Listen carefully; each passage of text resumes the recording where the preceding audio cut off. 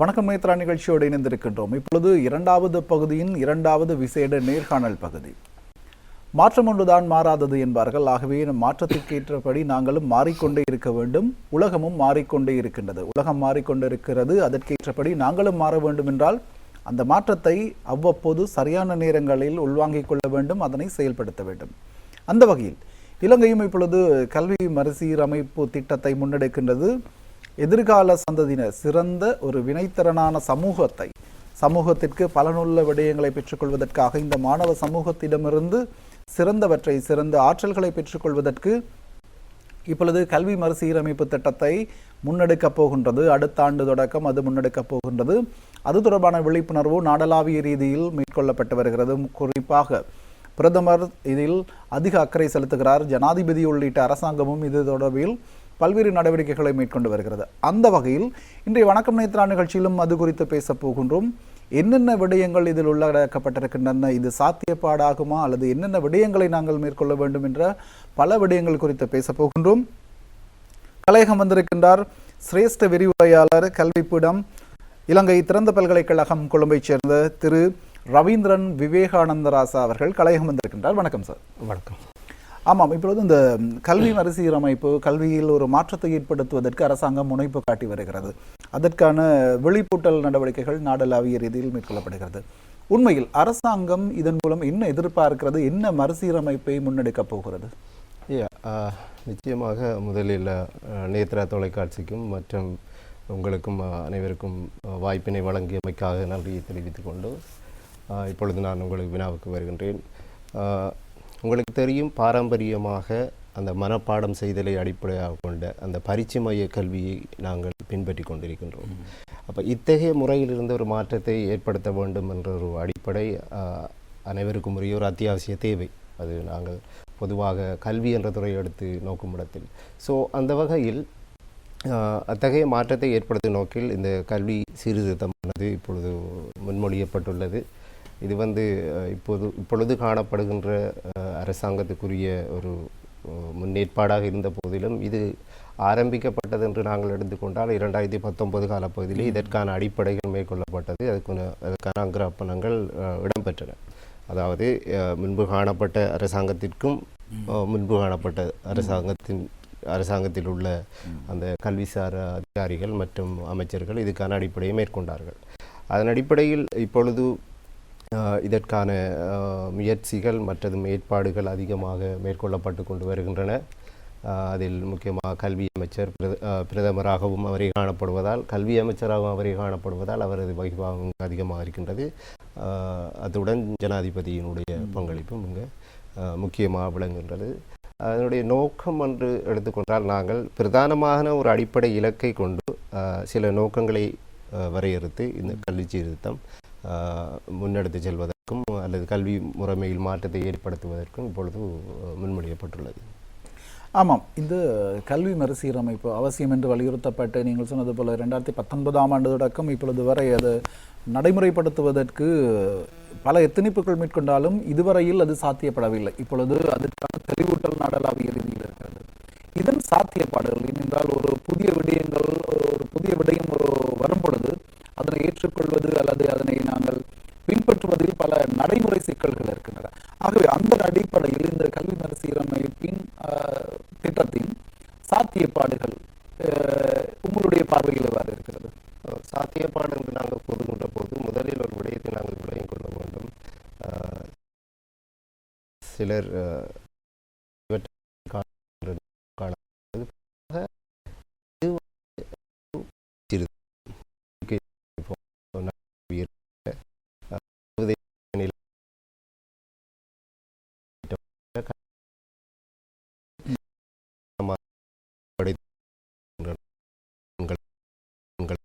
அதன் அடிப்படையில் சிலர் அதிகமாக இதனை கலைத்திட்டம் சார் சீர்திருத்தம் என்று அதிகம் கலைத்து கொண்டிருக்கிறதுக்குரிய அடிப்படை ஏன் என்று சொன்னால், கல்வி சீர்திருத்தத்திலே அதிகம் கலைத்திட்டத்துக்கு முக்கியத்துவம் கொடுக்குறாங்க. கரிக்குலம் ரிஃபார்ம்ஸ் என்று சொல்லுவோம் நாங்கள். அப்போ கலைத்திட்டத்தை அதிகமாக மாற்றம் செய்தல் வேண்டும். கலைத்திட்டத்தில் என்னென்ன விடயங்களை மாற்றம் செய்யலாம், இப்பொழுது காணப்படுகின்ற நாங்கள் சொல்லுவோம் இப்போ இந்த 5ஆம் கைத்தொழில் புரட்சி உலகு என்று சொல்லுவோம் நாங்கள் ஃபிஃப்த் இண்டஸ்ட்ரியல் ரிவல்யூஷன் என்று சொல்லுவோம். அப்போ அதற்கேற்ற வகையில் இப்பொழுது காணப்படுகின்ற மாணவர் சமுதாயத்தை நாங்கள் மாற்றி அமைக்க வேண்டும் என்ற ஒரு நிர்பந்தத்தில் எவ்வகையான மாற்றங்களை கலைத்திட்டத்தில் கொண்டு வரலாம், அதற்குரிய சாத்தியப்பாடுகள் எவ்வாறு காணப்படுகின்றது, அதற்குரிய உங்களுக்கு தெரியும் நிதி தொடர்பான விடயங்கள், அரசாங்கம் அதற்கு அதிகமான நிதியை இப்பொழுது செலவழித்து கொண்டிருக்கின்றது, அதாவது முன்வைக்கின்றது. ஏற்கனவே அதிக நிதியை ஒதுக்கி இருக்கிறார்கள். ஸோ அதன் அடிப்படையில் அதனுடைய சாத்தியப்பாடு நிச்சயமாக ஒரு வெற்றிகரமானதும் எதிர்பார்ப்பு மிக்கதுமாக காணப்படுது. சமூகம் என்ற அடிப்படையிலும் அடுத்ததாக கல்விசார் விடயத்தில் உள்வாங்கியிருக்கின்ற அனைத்து ஆசிரியர்கள், அதிபர்கள் மற்றும் விரிவுரையாளர்கள் அனைவரும் இதற்குரிய நாங்கள் பொருத்தமான ஒரு ஆதரவை வழங்க வேண்டும். வழங்குவதனூடாக அதனது வெற்றிக்கான சாத்தியப்பாடை நாங்கள் உறுதிப்படுத்திக் கொள்ளலாம். சரி, அதிலிருந்து ஒரு மற்ற கேள்வியை கேட்கலாம். அதுக்கு முன்னால் ஏட்டு சுரக்காய் கறிக்குதவாயது என்பார்கள். இலங்கை போன்ற தெற்காசிய நாடுகளில் பொதுவாக அதுவாகத்தான் இருக்கிறது. இப்பொழுது நடைமுறை கல்வி அல்லது நடைமுறை தொழில்திறன், ஒருவருடைய திறனை அல்லது ஆளுமையை விருத்தி செய்வதற்கான ஒரு கல்வி மறுசீரமைப்பு தான் இப்பொழுது முன்னெடுக்கப்படுகிறது. என்னென்ன திட்டங்கள் உள்ளடக்கப்பட்டிருக்கின்றன? ஒரு தெளிவை நாங்கள் உங்களூடாக எதிர்பார்க்கின்றோம். நிச்சயமாக உங்களுக்கு தெரியும், இந்த கல்வி சீர்திருத்தத்தின் ஊடாக 2019ஆம் ஆண்டு ஆரம்பிக்கப்பட்டு படிப்படியாக ஒவ்வொரு ஆண்டிலும் அதற்கான கருத்துக்கள் முன்வைக்கப்பட்டு என்னென்ன வகையில் மாற்றங்கள் கொண்டு வரப்பட வேண்டும் என்ற அடிப்படையில் பிரதானமாக 5 தூண்களை அவர்கள் இந்த கல்வி சீர்திருத்தத்தில் முன்வைத்திருக்கிறார்கள். அதில் மிக முக்கியமாக முதலாவதாக காணப்படுவது இந்த கலைத்திட்டம் சார் சீர்திருத்தம். அடுத்ததாக நாங்கள் 2வது எடுத்துக்கொண்டால் தொடர்ச்சியாக இந்த மனித வளம், ஹியூமன் ரிசோர்ஸ் சம்பந்தமான டெவலப்மெண்ட். அடுத்த 3வதாக இந்த கட்டிடம், அதாவது பாடசாலை கட்டிட வசதிகள், மற்றது நிர்வாகம் தொடர்பான மாற்றங்கள் அல்லது சீர்திருத்தங்கள் தொடர்பாகவும், அடுத்ததாக 4வதாக கணிப்பீடு மற்றும் மதிப்பீடு, அசஸ்மெண்ட் அண்ட் வேல்யூவேஷன் என்று சொல்லுவோம், அது தொடர்பான மாற்றங்கள் என்ன செய்யலாம். இறுதியாக சமூக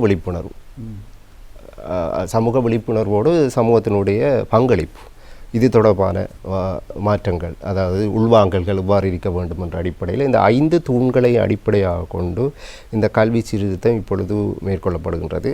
அதில் மிக முக்கியமாக அதிகமாக வலியுறுத்தப்படுகின்ற விடயம் என்னென்று சொன்னால் அந்த கலைத்திட்டம் சார் சீர்திருத்தம். கலைத்திட்டத்தை தான் நாங்கள் முக்கியமாக மாற்றம் செய்ய வேண்டும் என்றது இங்கு அதிகமாக பேசி பொருளாக காணப்படுகின்றது. கலைத்திட்டம் என்று நாங்கள் இங்கே வருகின்ற போது உங்களுக்கு தெரியும், இலங்கையினுடைய கல்வி கட்டமைப்பில் ஒவ்வொரு நிலை சார் வேறுபாடுகள் உங்களுக்கு தெரியும்பா. முன்பள்ளி கல்வி என்று சொல்லுவோம் நாங்கள், ஃப்ரீ ஸ்கூல் எஜுகேஷன்.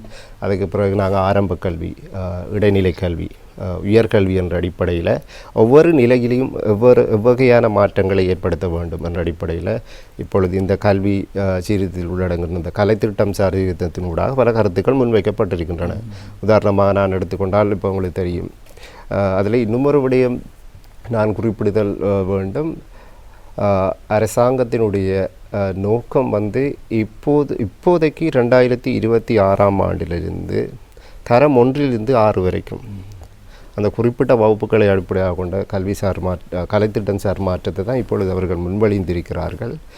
படிப்படியாக இடைநிலை பிரிவு மற்றும் உயர்நிலை பிரிவு என்ற அடிப்படையில் 2031ஆம் ஆண்டு வரைக்கும், குறிப்பாக காபோத சாதாரண தர பரீட்சை, காபோத உயர்தர பரீட்சையிலும் சில மாற்றங்கள் ஏற்படுத்த வேண்டும் என்று சொல்லி அவர்கள் அதற்கான அந்த எத்தகைய வருடத்தை குறிப்பாக கொண்டு அந்த மாற்றங்கள் இடம்பெற வேண்டும் என்றும் இப்பொழுது கருத்துக்கள் முன்வைக்கப்பட்டிருக்கின்றது. ஆகவே இங்கு சொல்லப்படுகின்ற விடயம் 2026ஆம் ஆண்டிலிருந்து நாங்கள் தரம் 1லிருந்து 6 வகையான வகுப்பில் உள்ள மாணவர்களுக்கான அந்த கலைத்திட்டம் சார் மாற்றங்கள் ஏற்பட இருக்கின்றன.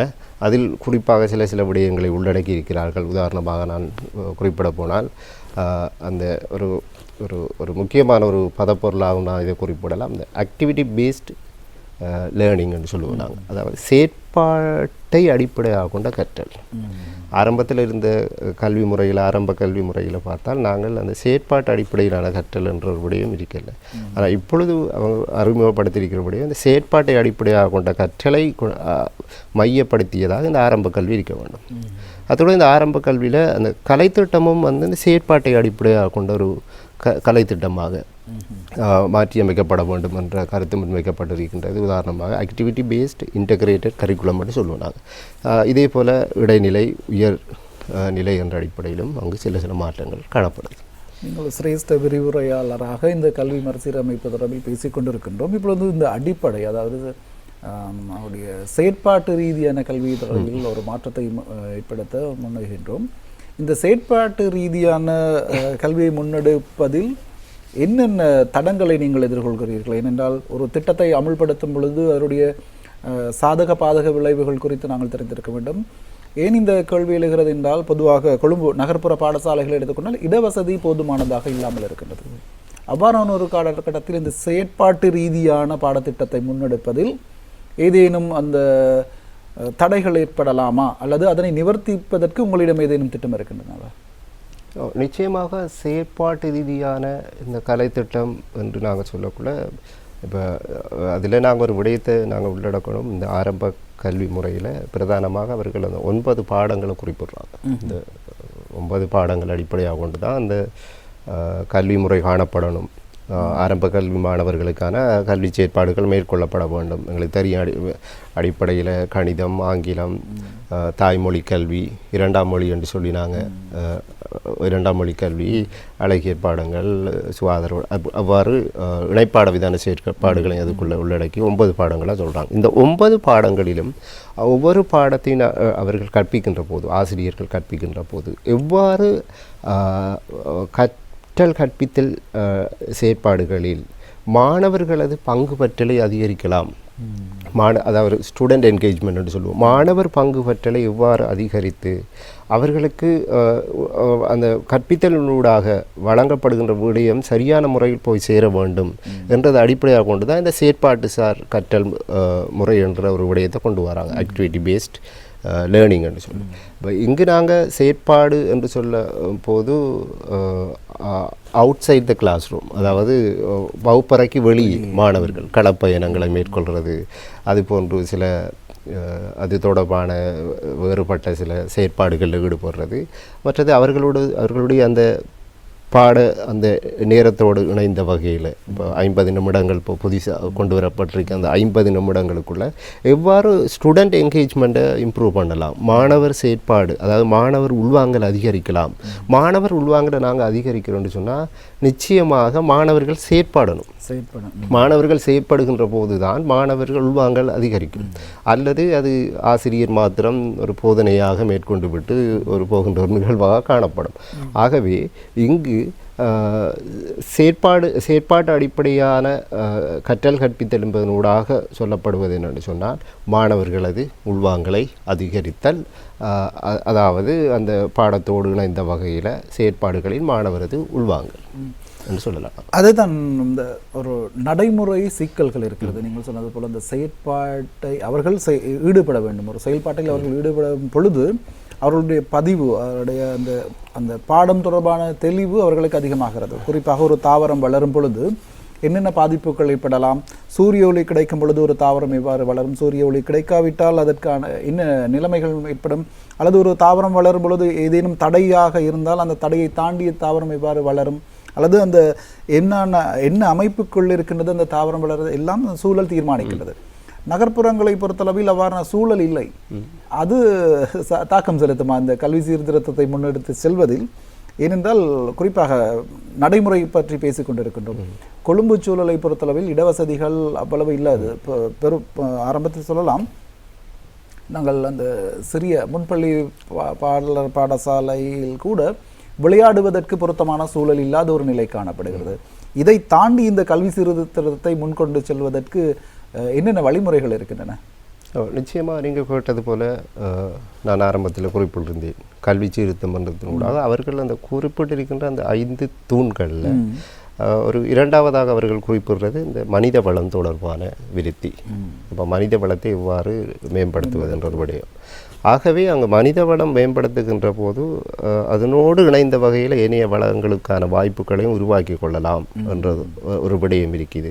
அந்த மனித வளம் என்ற அடிப்படையிலிருந்து நாங்கள் மூன்றாவது தூண் என்று நாங்கள் அந்த அடிப்படை தூண் என்று பார்க்கக்குள்ள இந்த கட்டிட அதாவது கட்டிட வசதிகள், அதோடு இணைந்த ஏனைய வசதிகள், மாணவர்களுக்கு தேவையான வசதிகள், இட வசதிகள், அது நீங்கள் குறிப்பிட்டது போல தாவரங்களாக இருக்கலாம். அது ஒவ்வொரு பாடத்தை பொறுத்தும் அதனுடைய தேவைப்பாடு வேறுபட்டு செல்லும்.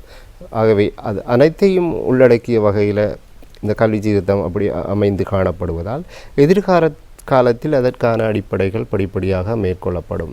இப்போ கொழும்பை நாங்கள் எடுத்துக்கொண்டால் உண்மையிலே கொழும்பு வந்து ஒரு மிகவும் சுறுசுறுப்பான ஒரு நகரம். அதற்குரிய இடவசதிகள் என்பன காணப்படுகின்றதா, அதற்கு தான் அந்த களப்பயணங்கள் போன்ற விடயத்தை மேற்கொண்டு இப்போது இயற்கையோடு இணைந்த சில மற்ற ஏனைய பிரதேசங்களுக்கு, ஏனைய மாவட்டங்களுக்கு மாணவர்களை அழைத்து சென்று அது தொடர்பான செயற்பாடுகளில் ஈடுபடுவது அல்லது வேறு பாடசாலைகளோடு இணைந்த வகையில் செயற்பாடுகளை மேற்கொள்வது போன்ற நடவடிக்கைகளை மேற்கொள்ளலாம். அத்துடன் கொழும்பிலும் சில குறிப்பிட்ட பாடசாலைகள் அதுக்குரிய வசதிகள் ஏற்கனவே காணப்படுகின்றன. என்ன இங்கு இருக்கிற பிரச்சனை, காணப்படுவதை நாங்கள் பயன்படுத்துவதில்லை. அதை பயன்படுத்தாதான் எங்களுக்குரிய பிரச்சனை. ஸோ ஆகவே அந்த பயன்படுத்துகிறத நாங்கள் மேம்படுத்தணும். அதற்கு ஏற்ற மாதிரி தான் இந்த கலைத்திட்டம் அது கல்வி சீர்திருத்தத்தோடு இணைந்த வகையில் இந்த கலைத்திட்டமும் இந்த கருத்துக்களை சொல்லுது. இந்த புதிய பாடத்திட்டம் தொடர்பிலான சமூக விழிப்புணர்வு எவ்வாறு இருக்கிறது? நிச்சயமாக உங்களுக்கு தெரியும், இதில் நிறைய சவால்கள் என்று சொல்லக்குள்ள நிறைய கருத்துக்கள். இப்போ உங்களுக்கு தெரியும், அண்மையில் பிரதமர் மற்றும் கல்வி அமைச்சரோட ஒரு மீட்டிங், ஒரு சந்திப்பு ஒன்று நடந்தது. அதில் பல்கலைக்கழக ஆசிரியர்கள் சங்கம், நாங்கள் அதை பூட்டான்னு சொல்லுவோம், அதாவது university teachers association, federation of university teachers association, அதில் பங்கு பெற்ற இதன் அடிப்படையில் கல்வி அமைச்சர் சொன்ன கருத்துக்கள் அதில் குறிப்பிட்டிருக்கேன். நான் இப்போ அவங்க வழங்குகிற அந்த மொழிகள் கூட என்கிட்ட இருக்குது கைவசம். அதில் சொல்லப்பட்டிருக்கிற கருத்துக்களை பார்க்கின்ற போது அனைத்து விடயங்களும் சரியான முறையில் ஒரு நடைமுறைப்படுத்தலுக்குள்ளே கொண்டு வரலாமா, அதற்குரிய சவால்கள் என்று சொல்லி நாங்கள் ஒரு யோசிக்க வேண்டிய ஒரு விடயமும் காணப்படுது. ஏனென்று சொன்னால் சில பாடங்கள் அவங்க ஒரு என்னென்று சொன்னால் ஒரு சர்வதேச அளவிலான ஒரு கல்வித்தர நிலையை நாங்கள் இங்கே கொண்டு வரணுமென்று கல்வி அமைச்சர் எதிர்பார்க்குறாங்க. அப்போ அதை உடனடியாக நாங்கள் அமுல்படுத்துவது, இப்போ உதாரணமாக சொன்னால் நாங்கள் இப்போ சிங்கப்பூர் போன்ற நாடுகளில் காணப்படுகின்ற அந்த பாடசாலை கலைத்திட்டம் கல்வி கட்டமைப்பு முறையை இலங்கைக்கு நாங்கள் நடைமுறைப்படுத்தணும் என்று சொன்னால் அதற்குரிய ஒரு முன்னேற்பாடுகள், முன்னாயத்தங்கள் எங்கள்கிட்ட இருக்கணும். அதுக்குரிய தயார் நிலையை நாங்கள் கொஞ்சம் சோதனை செய்ய வேண்டும். பெற்றோர்கள் எவ்வளோ தூரம் அது சொல்லுவோம், நாங்கள் அது ஒரு பைலட் ஸ்டடி அந்த மாதிரி சொல்லுவோம். அந்த பைலட் ஸ்டடி சரியான முறையில் மேற்கொள்ளப்பட்டிருக்குதா, இலங்கையில் அந்த கல்வி அது சீர்திருத்தத்தோடு தொடர்புடைய அந்த கல்வியலாளர்கள் அல்லது அந்த அதிகாரிகள் அந்த பைலட் ஸ்டடியை சரியாக செய்தாங்களா, அதிலிருந்து பெறப்பட்ட முடிவு என்ன, அந்த முடிவின் அடிப்படையில் எவ்வாறு இந்த கல்வி சீர்திருத்தத்தை அல்லது கலைத்திட்ட சீர்திருத்தத்தை மேற்கொள்ளலாம் என்றொரு கேள்வி இருக்குது. ஆனால் அந்த இடத்தில் பெறப்பட்ட அனுபவம் மற்றது அமைச்சருடைய கருத்துக்கள் அடிப்படையிலும் இந்த பைலட் ஸ்டடி சரியான முறையில் மேற்கொள்ளப்பட்டதா என்பது ஒரு கேள்விக்குறியான விடயமாக தான் இருந்தது. அவர்கள் ஏதோ ஒரு தரவை வைத்து கொள்ளலாம், ஆனால் அது சரியான ஒரு வெளிப்பாடு அதில் இருக்கிற அவுட்புட்ஸ் என்றது ஒரு கொஷன் மார்க் தான், அது ஒரு கேள்விக்குறி. அத்துடன் சமூகத்தில் உங்களுக்கு தெரியும், நாங்கள் பாரம்பரியமாக பெற்றோர்கள் அவர்கள் கற்பித்தலை மேற்கொண்ட வழியிலிருந்து அதேபோல் தங்களது பிள்ளைகளும் மேற்கொள்ள வேண்டும் என்ற அடிப்படையில் தான் சிந்தனை செய்து கொண்டிருக்கிறதால, பெற்றோர்களோட சிந்தனைப்பாடு காணப்படுவதால் புதிதாக நாங்கள் பல விடயங்களை கொண்டு வரக்குள்ள பெற்றோர் ஈடுபாடு முக்கியம். அதான் அவர்கள் ஒரு தூணாக சொல்லிட்டாங்க, சமூக விழிப்புணர்வை ஏற்படுத்தணும்.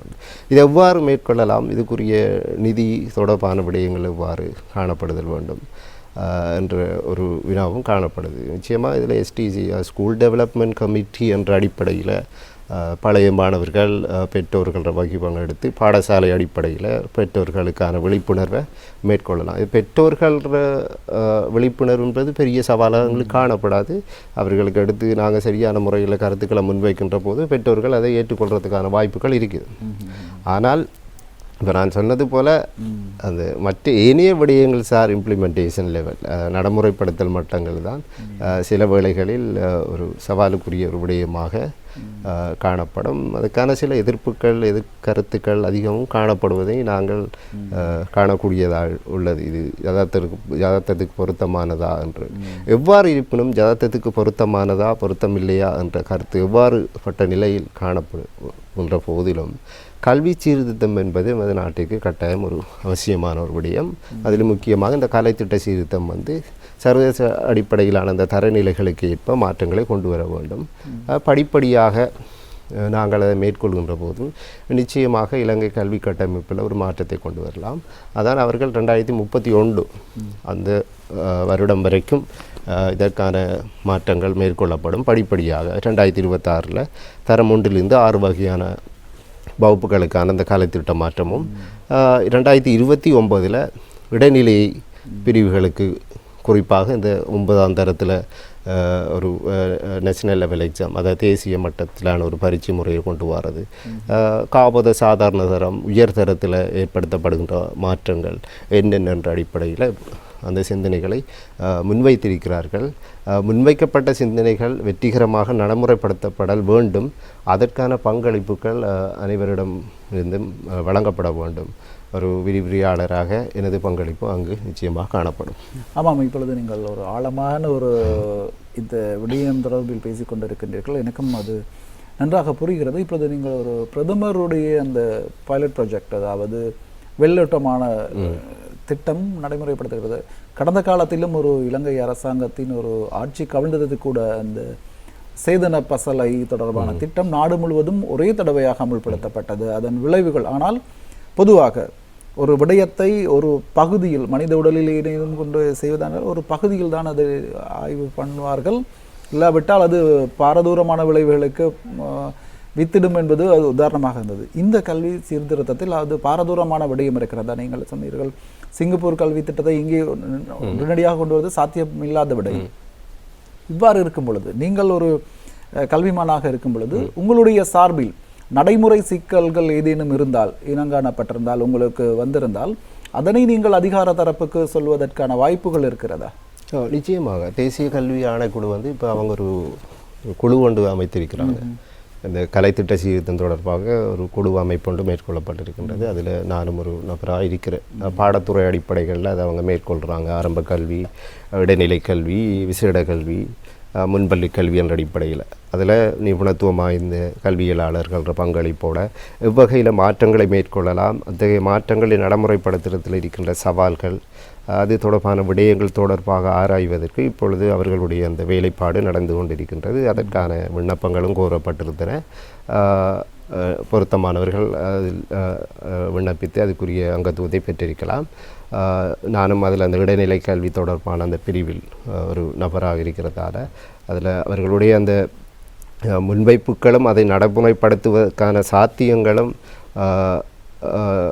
சரியாக காணப்படுகின்ற போதிலும், அது நிச்சயமாக மேற்கொள்ளப்பட வேண்டும் என்ற ஒரு கருத்து காணப்படுகின்ற போதிலும், அதில் அனைவரது பங்களிப்பும் சரியான முறையில் காணப்படுகின்ற போது, அதற்குரிய வளங்களும் சரியான முறையில் காணப்படுகின்ற போது, வழங்கப்படுகின்ற போது நிச்சயமாக நாங்கள் ஒரு மாற்றத்தை கொண்டு வரலாம். படிப்படியான மாற்றத்தை கொண்டு வரலாம். உடனே திடீரென்று நாங்கள் அந்த மாற்றத்தை ஏற்படுத்தாமல் படிப்படியாக மாணவர்களிடத்தில் அந்த மாற்றங்கள் கலத்திட்டத்தினூடாக மேற்கொள்ளப்படுவதற்கான வாய்ப்புகள் காணப்படுகின்றது. இதற்கு நாங்கள் அனைவரும் சரியான முறையில் எங்களை பங்களிப்பை ஏற்படுத்தணும். அது நிச்சயமாக ஒரு வெற்றித்தன்மையை ஏற்படுத்தும். உண்மையில் ஒரு விடயத்தை நாங்கள் வெற்றியடைய செய்வதற்கு பல்வேறு விடயங்கள், பல்வேறு கோணத்தில் சிந்திக்க வேண்டியவர்களாக இருக்கின்றோம். செயற்பாட்டு ரீதியாக அதனை ஆராய வேண்டியவர்களாக இருக்கின்றோம். அந்த அடிப்படையில் இலங்கையில் ஒரு கல்வி மாற்றம் வரப்போகின்றது. 2026 நடைமுறைப்படுத்தப் போவதாக அரசாங்கம் அறிவித்திருக்கின்றது. அது தொடர்பான தெளிவூட்டல் அனைத்து தரப்பினரிடமும் இருக்க வேண்டியது அவசியமாகிறது. அது தொடர்பிலான சில விடயங்களை வணக்கம் மித்ரா நிகழ்ச்சியில் பகிர்ந்து கொண்டோம். அந்த வகையில் இன்றைய தினம் கலையகம் பல்வேறு விடயங்களை தெளிவூட்டலை வழங்கிய சிரேஷ்ட விரிவுரையாளர் கல்வி பீடம் இலங்கை திறந்த பல்கலைக்கழகம் கொழும்பைச் சேர்ந்த திரு ரவீந்திரன் விவேகானந்தராசா அவர்களுக்கு நேத்ரா குடும்பம் சார்பாக மீண்டும் மனமார்ந்த நன்றிகளை தெரிவித்துக் கொள்கின்றோம். நன்றி சார். அந்த வகையில் வணக்கம் நேத்ரா நிகழ்ச்சியை நாங்கள் நிறைவு செய்து கொள்ளலாம். இன்றைய தினம் தயாரிப்பு பணிகளில் ஈடுபட்ட கோனேஸ் மற்றும் சசிகுமார் அவர்களுக்கு நன்றி கூறிக்கொண்டு விடைபெறுகிறோம். ஏனைய தொழில்நுட்ப கலைஞர்களுக்கும் நன்றி கூறிக்கொண்டு மீண்டும் மற்றொரு நிகழ்ச்சியில் சந்திக்கலாம் என்று கூறி விடைபெறுகின்றோம். நன்றி, வணக்கம்.